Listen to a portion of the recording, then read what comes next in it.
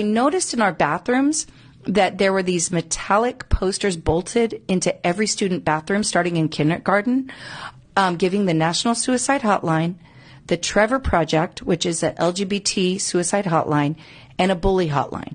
Mm-hmm. And so I thought, and it was on my 5-year-old level. And I thought, I'm going to text this hotline and pretend to be a kid and see what they say. So I texted the National Suicide Hotline, which is 988, and I said, I'm unsure of my gender.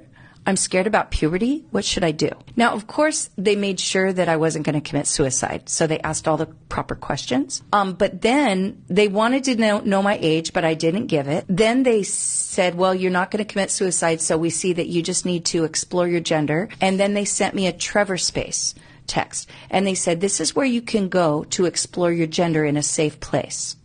So I did exactly what they told me to do. So when I went to trevorspace.org. It said it was for 13 to 24-year-olds. I saw kids talking. I'm assuming they were kids, but some were saying, I'm lonely and need a friend. I saw a lot of that. And somebody would pop in and say, I'll be your friend. Hugs, hugs. Then I saw chat spaces like The Chosen Family. So we'll be a new family if your parents don't agree with this. They had non-binary pals. They had the Furries Club, pretend to be an animal. They had the Regressor Space, which is age identity. Means that you can be a 50-year-old man and say that you're a 16-year-old girl. They had a gay men's club, but the tagline was, let's talk about boys.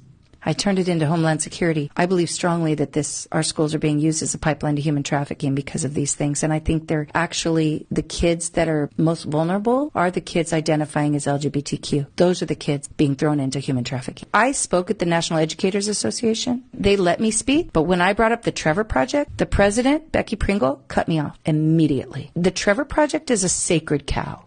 You cannot touch it.